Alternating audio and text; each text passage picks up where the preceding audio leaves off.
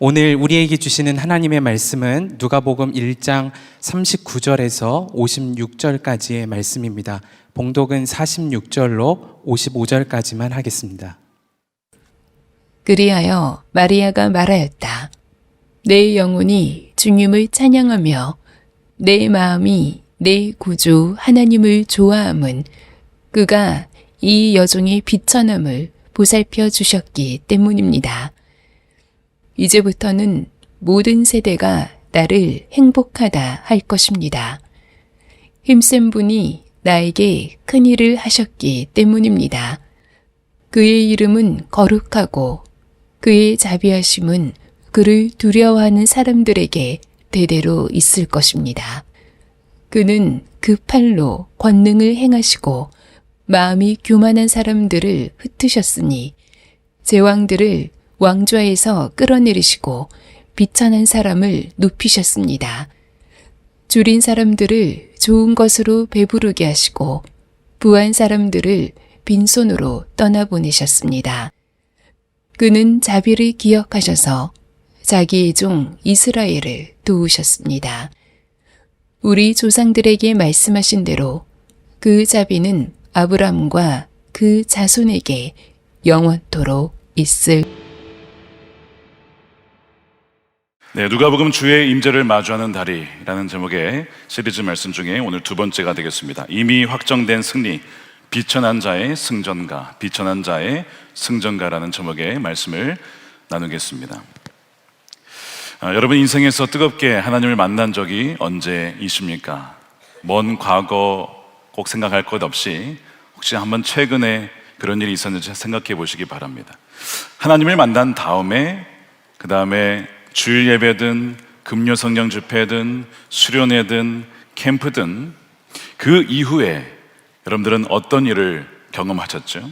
어떤 분들은 내가 진짜 이제는 주님과 동행하며 말씀대로 살아야지 그렇게 결단하며 살아가는 분들도 있었을 것이고 어떤 분들은 막상 그때는 참 충만했는데 교회의 문을 열고 나가니까 그 다가오는 현실의 무게가 너무 무거워서 과연 내가 이 믿음대로 살 수 있을까 싶은 그런 생각과 경험을 하신 분들도 있으리라 생각합니다. 만일 그런 분들이 계시다면 오늘의 말씀 바로 여러분들을 위한 말씀입니다. 왜냐하면 마리아가 그러했기 때문입니다.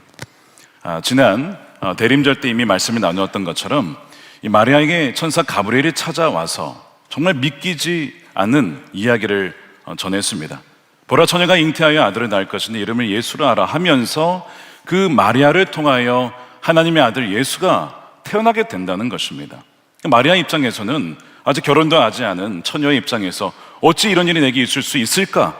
당황스럽기도 하고 두려운 일이기도 하고 처녀가 임신하면 분명 사람들이 욕할 텐데 그런 상황 속에서 그녀가 믿음으로 반응하고 항복하여 이렇게 고백하죠. 저는 주님의 여종이오니 주님의 말씀대로 내게 이루어질 것입니다 하고 놀라운 고백을 합니다. 그 다음에 어떻게 되었는지 여러분 아십니까? 성경은 이렇게 되어 있습니다. 천사는 마리아에게서 떠나갔다. 자, 한번 생각해 보세요. 충만한 임재 가운데, 초자연적인 광채의 가운데 천사의 음성을 듣고 택함 받은 자로서 그 충만한 임재가 있었어요. 근데 천사가 떠나간 다음에 남겨진 것은 현실입니다. 처녀가 임신했다고 하면 분명 나사렛의 사람들이 수근거리고 부정한 여인이라고 할 텐데 현실의 무게는 그대로 있는 거예요. 하나도 바뀌지 않은 거예요. 여전히 로마 제국의 압제 아래 신음하며 살아가야 했고 여전히 이 재정적인 상태는 좋지 않아서 비천한 가운데 하루 벌어서 하루 살아가는 그렇게 근근히 살아가는 형편이었습니다. 여러모로 보나 어느 하나 정말 내세울 것 없는 이 마리아의 형편을 한번 보시기 바랍니다. 그래서 마리아가 오늘 이 뒤에 말씀에 참가해서 자신을 비천한 자라고 얘기를 하거든요. 비천하다, 비천하다, 비천한 여종을 이렇게 표현을 하고 있죠. 이 비천하다는 뜻은 사회적으로나 정치적으로나 경제적으로나 여러 면에 있어서 밑바닥까지 간 상태를 의미하거든요. 마리아가 그런 형편에 있었던 거예요. 자, 그런데 오늘날에도 그리스도인들 중에 이 마리아와 같은 비슷한 형편에 처한 사람들이 상당히 많이 있습니다. 자본주의 시대입니다. 감사하게도 열심히 일하면 벌어서 내 것이 될 수 있고 먹을 수 있고 살 수 있는 그런 시대잖아요. 근데 한편으로 여러분, 자본주의 시대가 무엇입니까?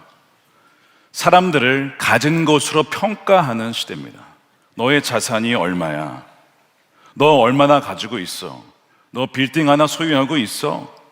많이 가진 자를 야, 어떻게 저렇게 많이 가질 수 있지? 가지지 못하면 비천한 자로 평가하는 시대.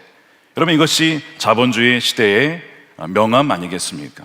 그러니까 많은 청년들이 한번 내 인생 바꾸겠다라고 무리하게 대출을 받고 투자하다가 그것을 다 날리고 스스로 목숨을 끊거나 좌절하여 살 가치가 없다라고 생각하는 많은 젊은 세대가 있습니다. 또한 어른들 중에서도 평생 일을 했지만 더 이상 일을 할 수 없는 나이가 되었을 때에 마치 사회가 나를 버린 것만 같은 그런 비천한 상태에 있는 분들도 계시죠. 세일즈맨의 죽음이라고 하는 참 비극적인 희곡, 아서 밀러가 만든 것이죠. 거기에 주인공 윌리 로먼이 평생 34년을 회사를 위해 충성 봉사했습니다. 자, 그런데 어느 날 젊은 사장이 들어왔어요. 이 아서 밀러가 나이가 들었기 때문에 더 이상 좋은 실적을 내지 못합니다.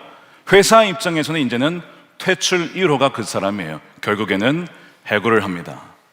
그가 해고를 당했을 때 했던 말이 있습니다. 사람은 과일처럼 단물만 빼고 버려서는 안 되는 존재 아닙니까? 어떻게 이럴 수 있습니까? 라고 하는 그 외침 소리가 단지 이 비극적인 희곡의 이야기만의 이야기가 아니라 오늘날 많은 사람들의 이야기이죠. 자본주의 시대 속에서 비천한 삶을 살아가야 하는 그런 이들이 있다는 거예요. 통장 잔고가 인격이 되고 또한 실적이 존재 이유가 되어주는 커다란 공장과 같은 세상 속에서 쓸모없어지면 어떡하지 두려워 떨며 살아가는 이들이 참 많이 있다는 겁니다. 이 마리아가 처한 이 치열한 전쟁터는 이것이 전부가 아니었습니다. 내 안에 주님이 계시고 정말 주님을 잉태하여 있는데 내 안에 이 보화를 설명하고 또 이것을 알아들을 수 있는 사람들이 없다는 것, 내 주위에 나를 공감해 줄 수 있는 사람이 없다라고 하는 그 고립감이 있었던 거예요. 그래서 이 비천함은 단순 어떤 가난함이 아니라 내 주변에 내 편이 아무도 없는 것만 같은 그런 느낌.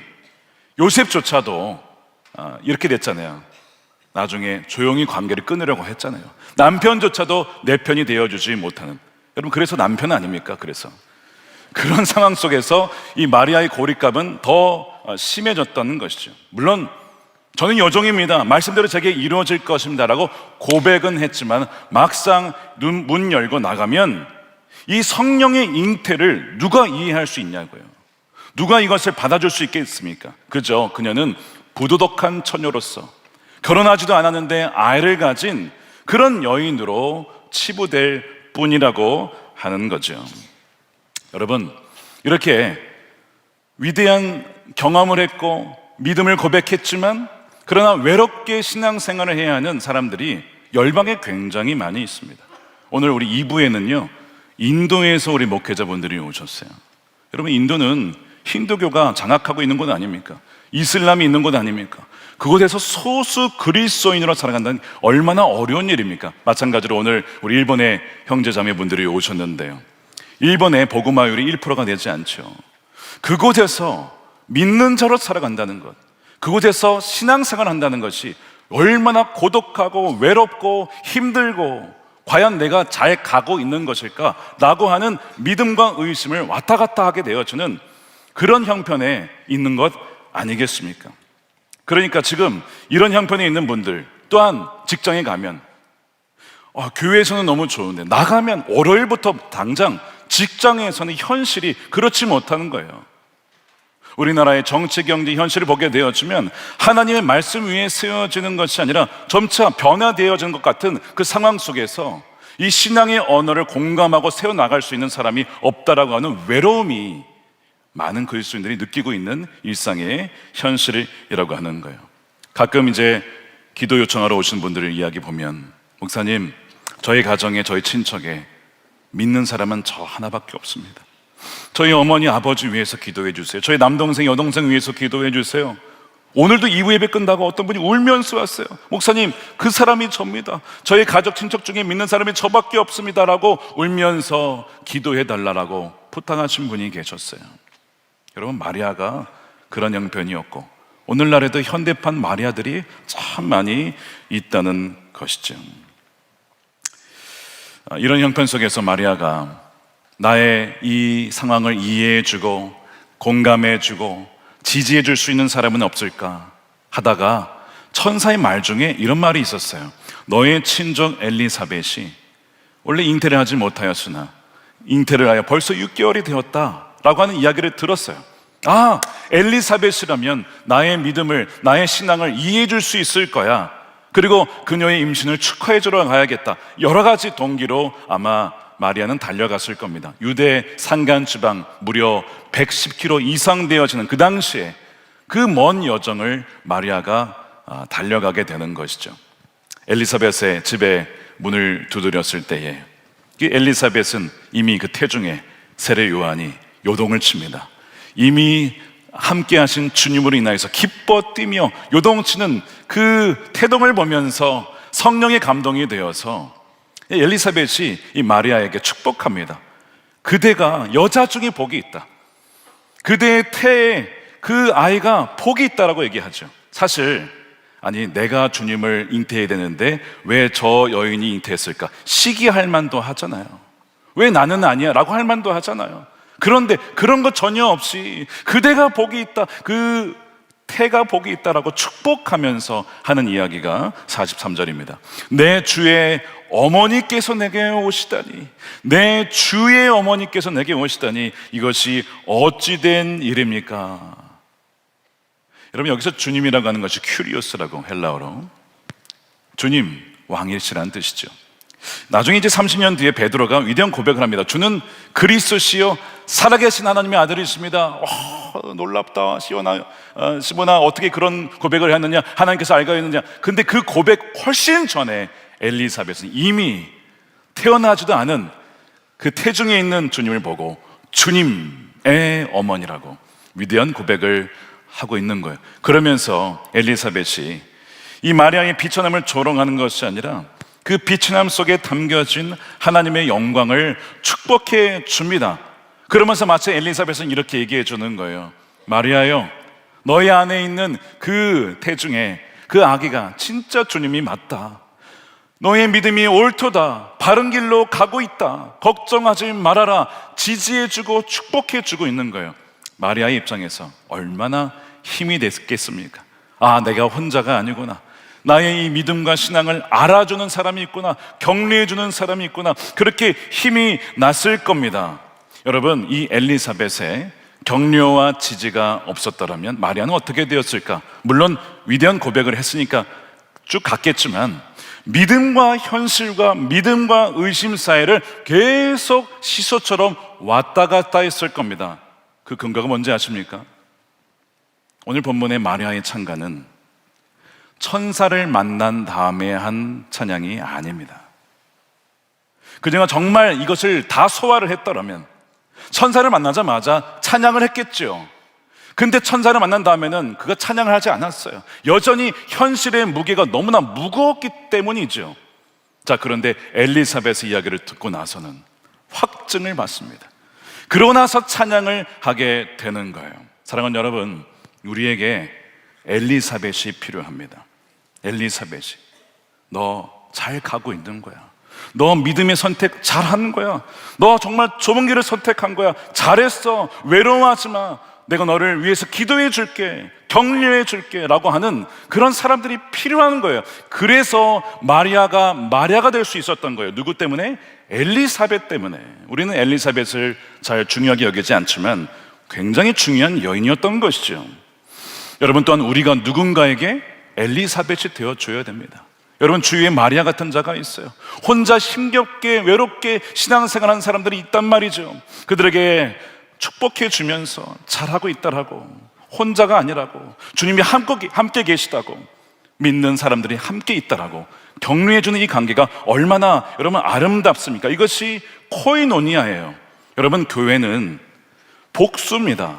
혼자 신앙생활 할 수 없어요.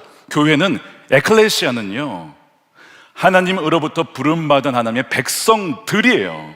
그래서 서로 지체가 모여서 보듬어주고 용납해주고 함께 지지해주라고 우리를 몸으로 그렇게 불러주신 것입니다. 그래서 우리에게는 엘리사벳이 필요한 거예요. 여러분 주위에 마리아에게 엘리사벳이 되어주시기를 축복합니다. 또한 여러분들에게 엘리사벳이 붙여지게 되기를 축복합니다. 우리가 오늘 일본 형제교회 우리 성도님과 함께 예배하는 것도 우리가 서로가 엘리사벳이 되어주는 거예요. 일본의 그 척박한 상황 속에서 신앙을 지키는 여러분들 정말 잘하고 계십니다. 정말 대단한 일입니다. 여러분들을 위해서 중보하겠습니다. 우리가 엘리사벳이 되어주는 것이죠. 그리고 우리 일본 교회 형제들이, 자매들이 우리 교회를 위해서도 서로 지지해 주는 것, 이것이 주님께서 맺어주신 섭리적인 관계예요. 엘리사벳과 마리아의 관계입니다. 자, 이제 마리아가 이 엘리사벳의 이 확증을 통하여서 그녀의 시선이, 그녀의 영적인 시야가 훨씬 더 넓어지고 맑아지게 됩니다. 자, 그러면서 찬양을 하게 되어지는 거예요. 찬양을.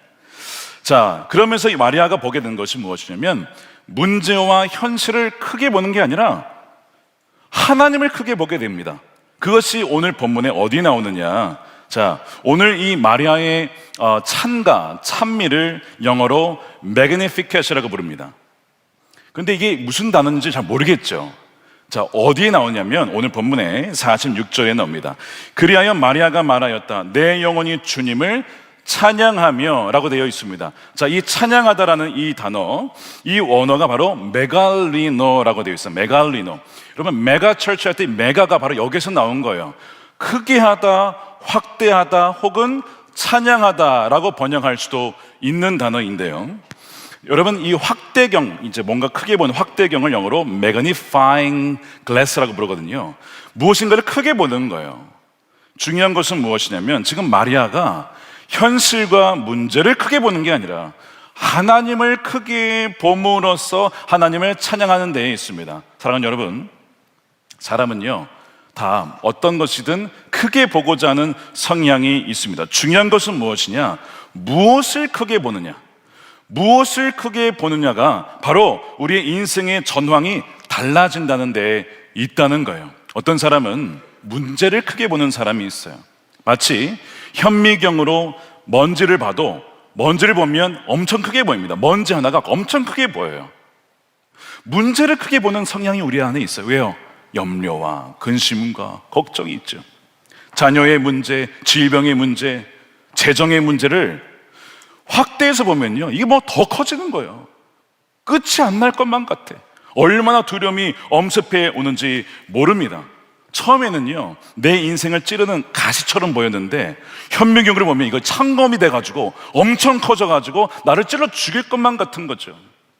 여러분, 지금 현재 여러분들을 찌르고 있는 그 가시는 무엇입니까? 아니, 그 가시가 하도 걱정을 해가지고 현미경으로 크게 들여다봐가지고 막 그냥 창이 돼가지고 여러분들을 찌르고 계시지 않습니까? 여러분, 그것이 정확하게 마귀가 하는 짓입니다. 마귀도 확대시킬 수 있어요. 마귀도 문제를 왜곡시키고 정말 우리를 죽일 것만 같이 다가오도록, 그렇게 느끼도록 마귀도 할 수 있다는 것이죠. 그렇게 되면요, 하나님은 작아 보이고 문제가 너무 커서 거기에 마치 바스러져 죽을 것만 같이 느껴진다는 거예요. 근데 마리아가 절망의 현미경이 아니라 지금 마리아가 하고 있는 것은 하나님과 그분의 약속을 바라보는 망원경을 통해서 하나님을 확대해서 봅니다. 하나님이 멀리 계신 것 같아요. 그런데 망원경으로 보니까 바로 내 곁에 계시네. 작아 보이고 안 보이는 것 같았지만 하나님이 나와 함께 계신 것을 매그니파이, 크게 하여서 지금 보자마자 그녀의 입술에서 찬양이 나오게 되는 거예요. 여러분, 하나님을 확대하게 되어지면요, 염려와 근심이 바뀌어 뭐가 돼요? 찬양이 되는 것입니다. 또한 찬양을 하게 되어지면 또한 하나님이 크게 보이는 거예요. 이게 선순환입니다.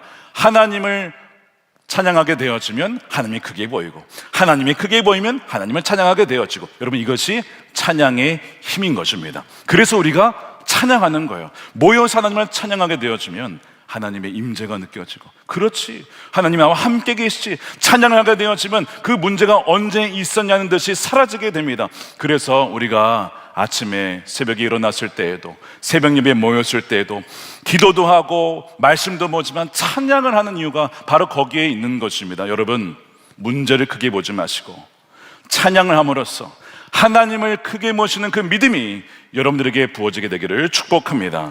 지금 마리아가 그것을 선택했던 것입니다. 그 믿음이 주어졌던 거예요. 자, 그래서 영적인 이 시야가 이 엘리사벳을 통해서 더욱더 커지고 넓어지고 분명해지자 그녀의 입술도 바뀌게 돼요. 여러분, 시야가 바뀌면 말도 바뀝니다. 언어도 바뀌는데 여러분, 시제가 바뀌게 됩니다. 어떤 시제가 바뀌느냐, 51절 보시기 바랍니다.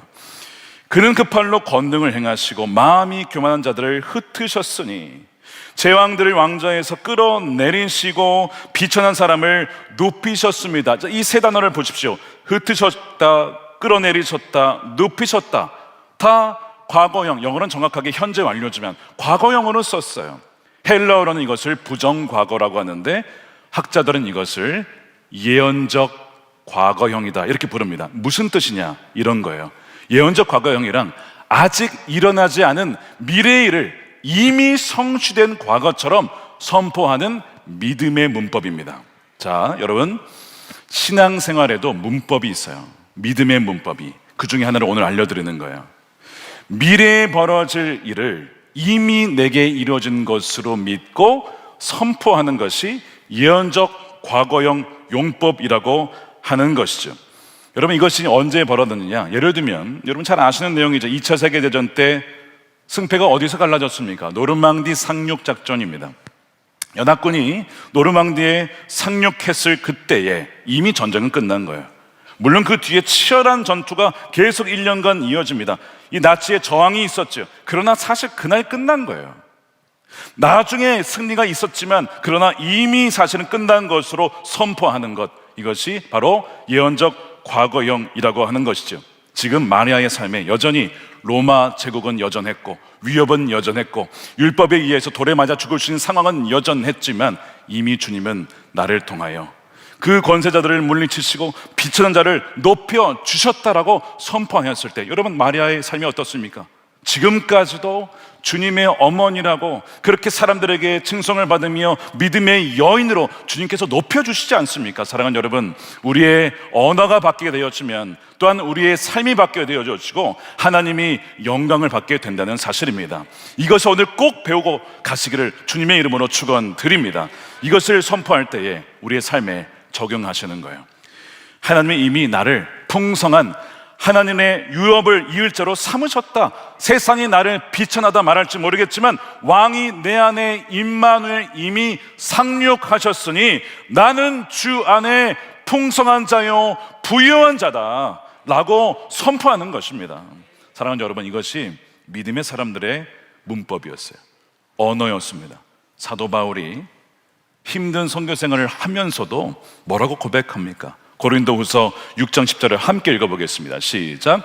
근심하는 사람 같으나 항상 기뻐하고 가난한 사람 같으나 많은 사람을 부유하게 하고 아무것도 가지지 않은 사람 같으나 모든 것을 가진 사람입니다. 자, 이 문법을 잘 보시기 바랍니다. 지금 사도 바울은 나중에 기뻐하게 될 것입니다, 나중에 부유하게 될 것입니다, 나중에 모든 것을 가지게 될 것입니다, 이렇게 말하지 않았어요. 미래형이 아닙니다. 이미 주님께서 기뻐하게 하고 계시고 이미 우리가 많은 사람들을 부유하게 하고 있고 이미 예수 그리스도 안에 우리는 모든 것을 가지고 있는 사람이라고 현재 진행형으로 말하고 있습니다.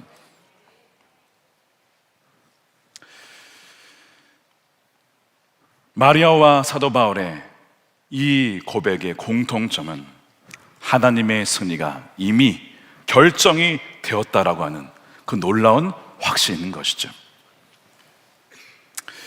우리 일본 형제교회 우리 성도님들 와 계신데요,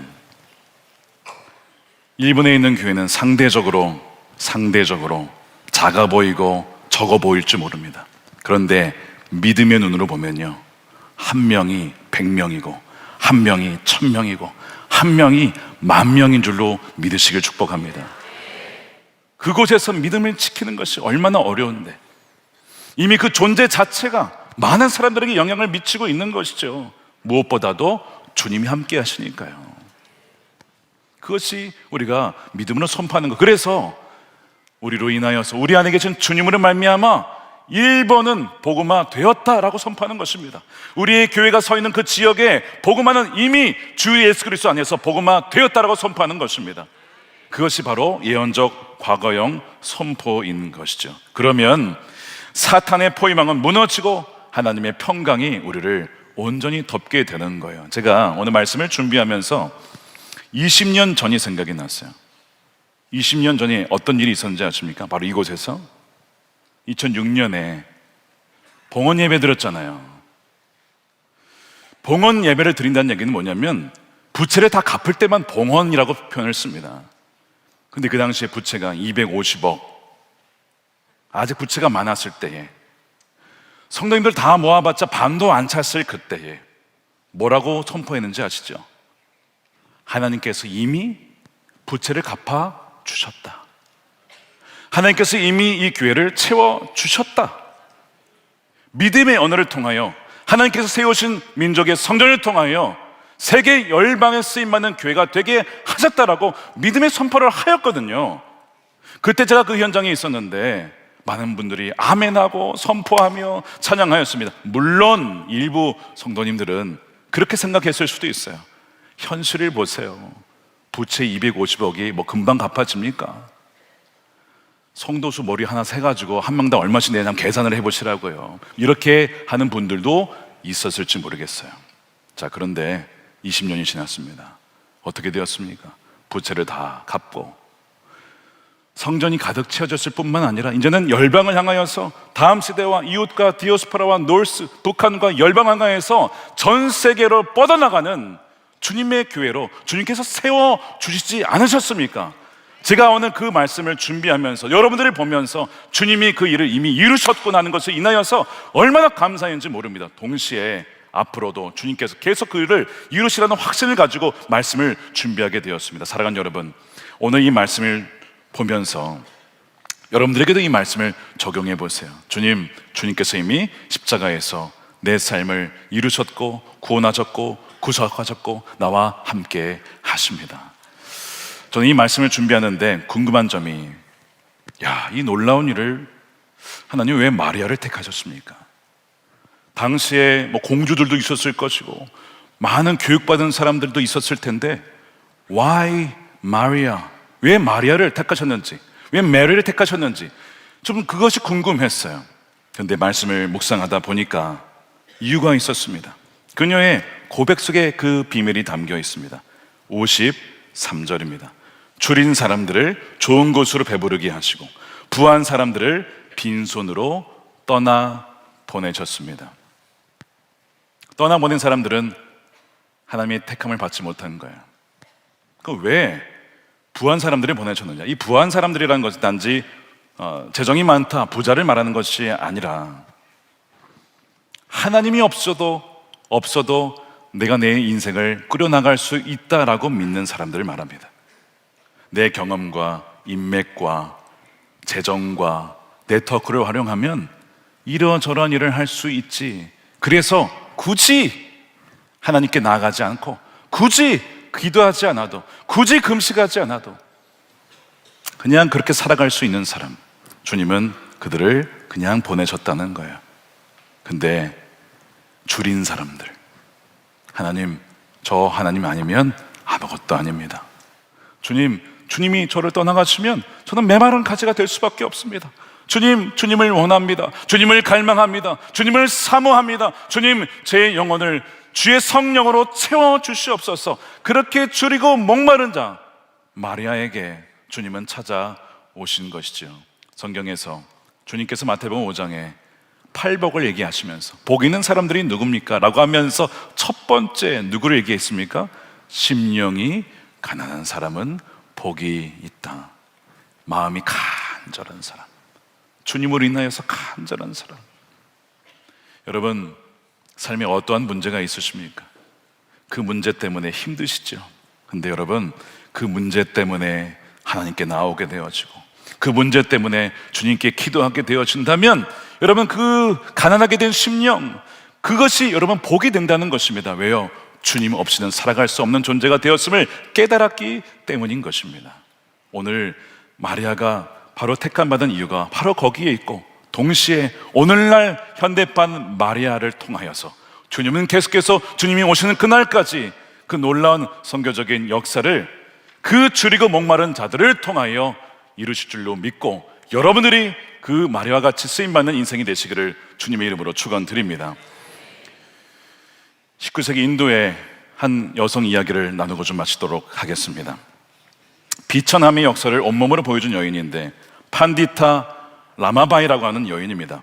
원래는 고 카스트의 브라만 가문에서 태어나서 산스크리트어를 비롯하여서 많은 것을 배운 지성인이었습니다. 그런데 기근을 만나서 부모를 잃고 16살 때 나중에 결혼하였지만 남편마저도 잃게 됩니다. 과부가 된 거예요. 인도 사회에서 과부가 되었다라고 하는 것은 굉장히 불길한 징조입니다. 그래서 사람들이요, 이 과부를 어떻게 대하냐면 밝은 옷 입는 거 금지시키고 먹는 것까지도 제한시키는 아주 잔인한 관습 속에 이 여인을 두게 돼요. 또 이 여인이 정말 살아있긴 하지만 사실상 없는 사람, 살아야 할 이유가 없는 사람으로 취급을 받게 됩니다. 자, 그러던 중에 참 놀랍게 인도 푸네라고 하는 지역에 갔다가 거기서 어떤 사람들을 만나게 돼요. 사람을 계급으로 나누지 않는 사람들을 처음 만난 거예요. 누굽니까? 그리스도인들입니다. 계급으로 나누지 않고 불가촉 천민들도 그냥 가서 도와주고 섬기고 사랑하는 모습을 보면서 큰 감동을 받아요. 어떻게 이런 사람들이 있지? 그러면서 영국에 갔다가 수년에서 성경을 접하고 배우면서 예수님을 영접하고 자신의 인생을 주님께 드리게 됩니다. 그리고 생각나는 것이 자신의 고향의 땅에 버려져 있는 과부와 같은 여인들이었어요. 1890년대 후반에 역시 또 기근이 들어서 많은 사람들이 버려지고 과부와 아이들이 있을 때에 그 어린 아이들과 과부들을 거두었습니다. 그들을 입히고 먹이고 그렇게 하는 도움을 통하여서 이 사람들이 이렇게 거두었을 때 많은 사람들이 아유, 과부가 뭘 할 수 있겠어, 왜 저 사람들을 돕는 거야, 그렇게 우습게 여겼어요. 근데 이 라마바이를 통하여서 한 명 한 명 주의 사랑으로 가르치고 양육하고 세우자 그 과부들 중에 교사가 나오고 간호사가 나오고 학교를 세우는 교장이 나오고 인도의 지도자들이 나오게 되는 거예요.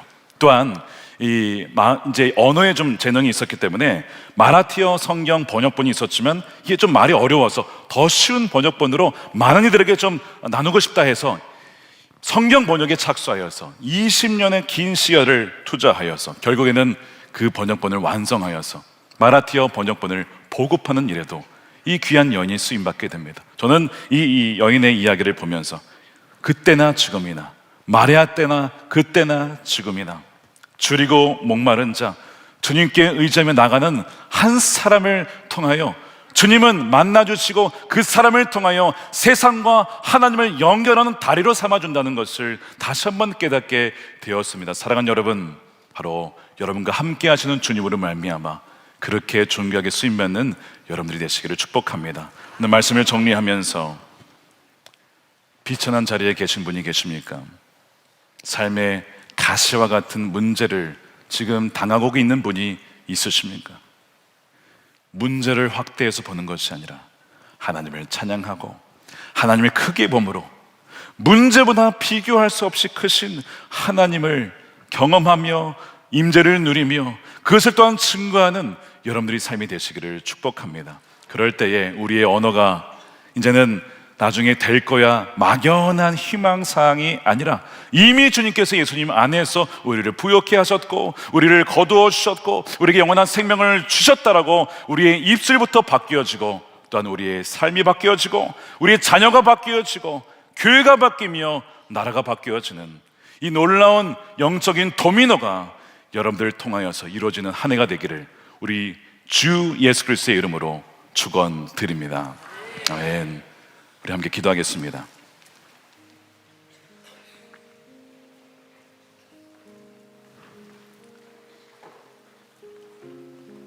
믿음과 현실 사이에 흔들리는 분이 계십니까? 주님께서 여러분 곁에 엘리사벳을 붙여주셨습니다. 한번 둘러보세요. 엘리사벳. 마리아여, 잘 가고 있어. 내 안에 주님이 계셔. 외롭지, 힘들지, 그러나 결코 혼자가 아니야. 너 혼자 아니야. 주님이 같이 계시고 나도 너의 곁에 있고. 그 엘리사벳이 얼마나 귀한 존재인지 모릅니다. 우리가 누군가의 엘리사벳이 되어주기를 원합니다. 우리가 옆 사람의 엘리사벳이 되어주기를 원합니다. 우리가 목장에 있는 하나님의 백성들에게 엘리사벳이 되어주기를 원합니다. 이 시간 기억하십시오. 문제를 확대하는 것이 아니라 하나님을 믿음의 눈으로 크게 보십시오. 그러면 그 문제는 아무것도 아닙니다. 두 번째, 우리의 언어가 예언적 과거형을 통하여서 이미 주님께서 승리하셨다, 이미 주님께서 성취하셨다 라고 우리의 언어를 바꿀 때에 우리의 삶도 주님께서 그렇게 이끌어 가실 줄로 믿고 그렇게 선포하는 백성들을 통해 지금도 주님은 마리아를 통해 하나님의 역사를 써 가실 것입니다.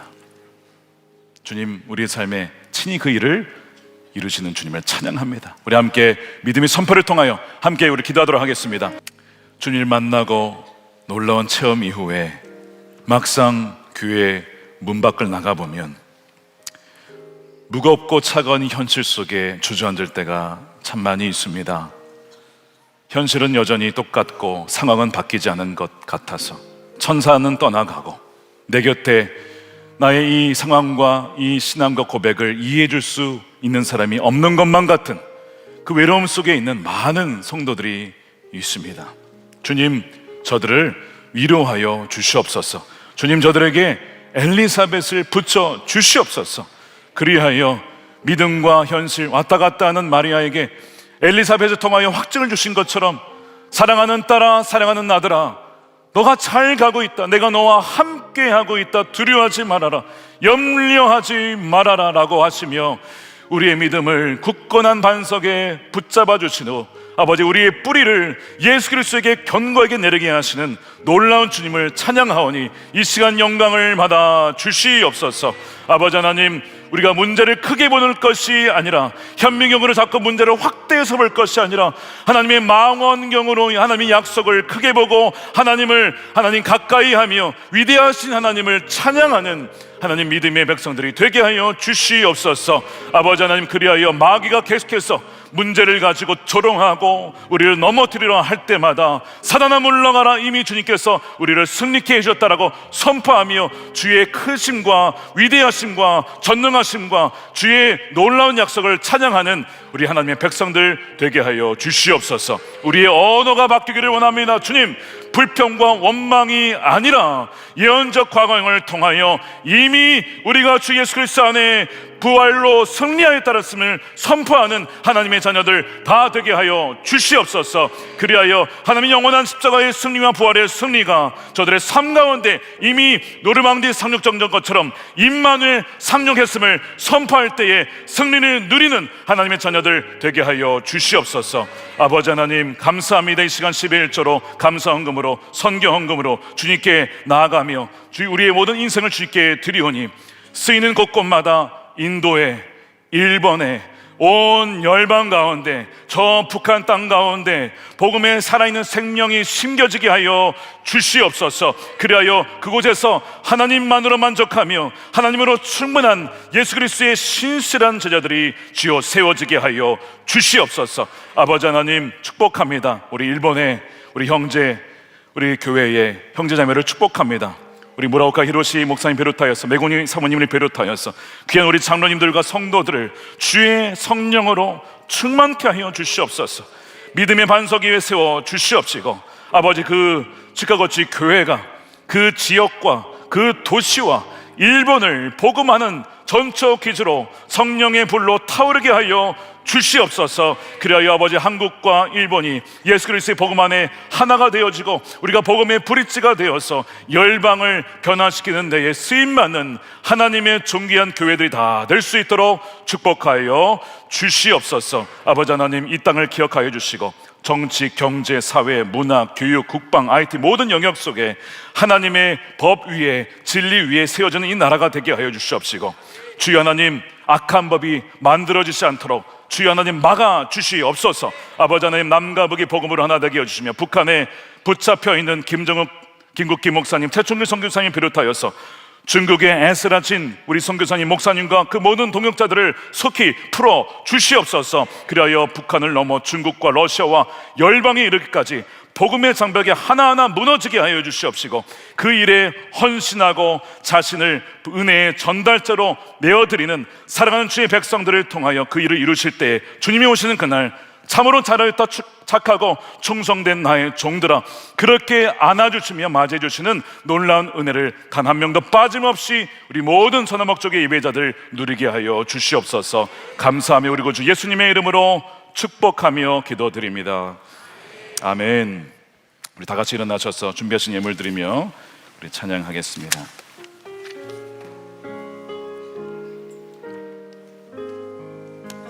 할렐루야. 축도하겠습니다. 이제는 우리 주 예수 그리스도의 크신 은혜와 아버지 하나님의 측량할 수 없는 무한한 사랑하심과 성령님의 가망함동 교통 내주하심이 비천한 어떠한 상황 중에서라도 하나님을 크게 보며 하나님을 찬양하며 예언적 과거형이라는 믿음의 문법을 통하여 그 믿음의 언어로 선포하며 결단하며 나아가는 사랑하는 우리 모든 선화목적교회 예배자들 머리머리 위에 저들의 가정과 일터와 사랑하는 자녀들과 다음 세대와 주의 몸된 교회와 조국 대한민국과 우리 치카고지 교회와 일본과 인도와 열방 가운데 영원히 함께 하시기를 간절히 축원하옵나이다. 아멘.